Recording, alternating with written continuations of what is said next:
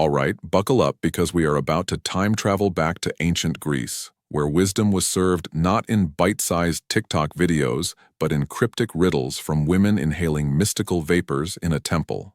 The oracle at Delphi, a kind of ancient Google mixed with a fortune cookie and a slightly suspicious cloud of incense, had a secret.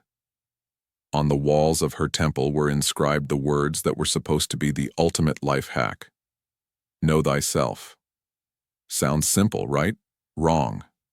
Knowing yourself is like trying to bite your own teeth or like being told to just relax when you are panicking.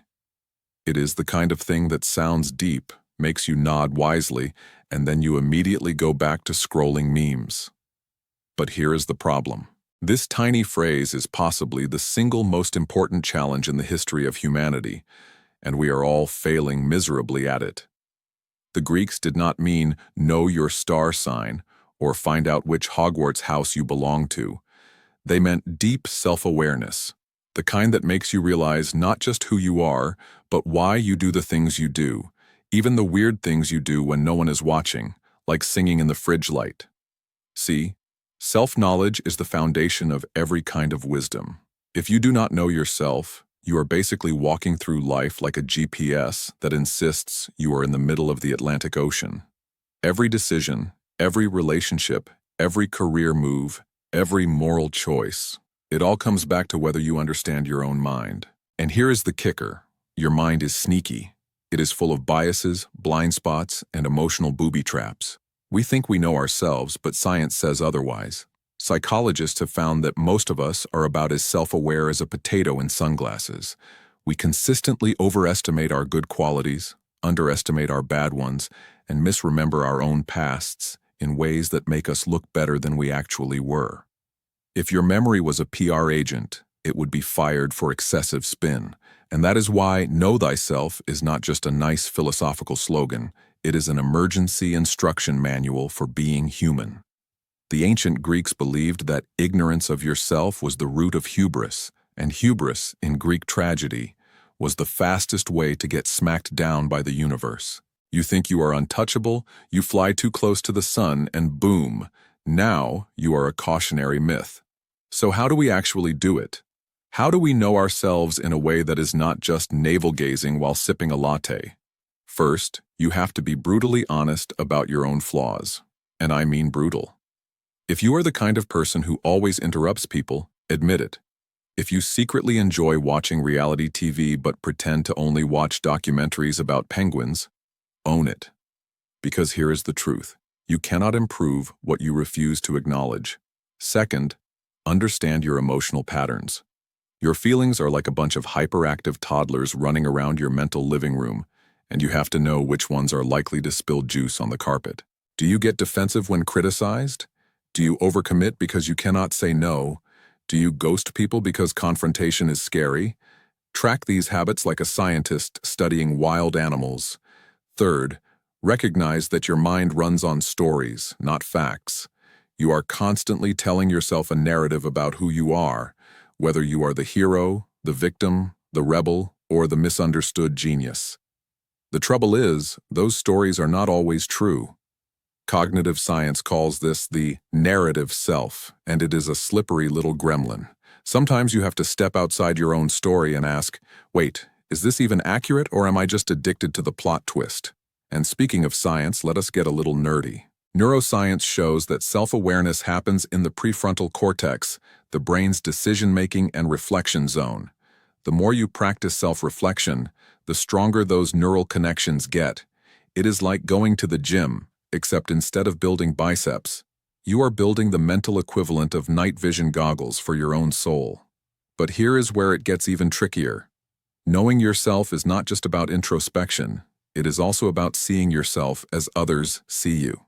This is why feedback, honest, uncomfortable feedback, is worth more than gold. Ask people you trust, what am I like when I am stressed? How do I come across in a group? What do I do that drives you insane? And then, here's the hard part, actually listen without arguing. It is like looking in a mirror that shows you the spinach stuck in your teeth, painful but necessary. The Stoics, those ancient life coaches in togas, took Know Thyself seriously.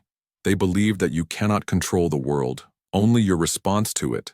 And to control your response, you have to understand the machinery of your own mind.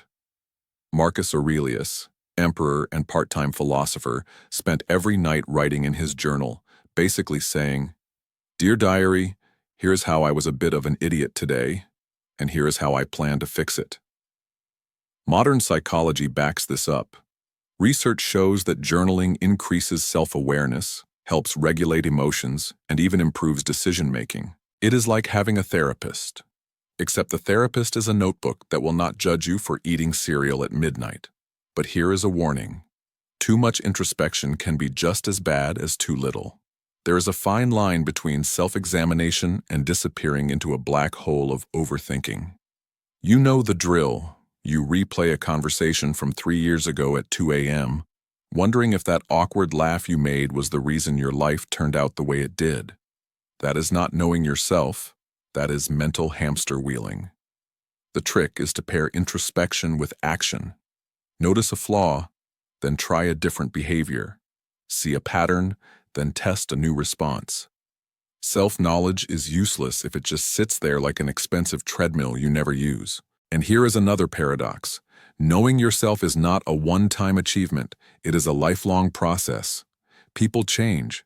You are not the same person you were 5 years ago, and 5 years from now, you will look back at today's you and think, "Wow, that guy was clueless." That is not failure. That is growth. In fact, if you look back and do not cringe a little, you are probably not evolving. The oracle's advice is still relevant because the challenge never ends. In an age of constant distraction, where most of us spend more time knowing the lives of celebrities than knowing our own inner world, know thyself is radical. It is rebellion against autopilot living. It is choosing to be the driver of your life instead of the confused passenger asking, "Wait, how did I get here?" So here is your takeaway. If you want to start knowing yourself today, try this 3-step micro-challenge. 1. Write down your top 3 strengths and top 3 weaknesses without sugarcoating. 2. Ask one trusted friend to give you one brutally honest piece of feedback. 3. Notice one automatic reaction you have today and pause before acting on it. That is it. Small steps, but the effects compound. And yes, it will be uncomfortable, because nothing exposes your ego like the mirror of self-awareness. But on the other side of that discomfort is freedom. The freedom to choose how you live instead of being yanked around by invisible habits and old stories. The oracle at Delphi was right. Know thyself is not just advice, it is a dare to face the truth about who you are, to strip away the illusions, to own both your brilliance and your mess. And if that sounds scary, remember this. Everyone else is just as confused as you are, they are just better at pretending. Now, before you run off to stare soulfully out of a window while sipping tea, hit that subscribe button and join us at XQ, Quick, Funny Explanations, for more brain-expanding, laugh-out-loud wisdom bombs. Drop your weirdest self-discovery in the comments. Whether it is, "I realized I am allergic to mornings," or, "Apparently, I am intimidating because I make too much eye contact with cashiers." Who knows, maybe by sharing, we will all get a little closer to cracking humanity's oldest challenge together.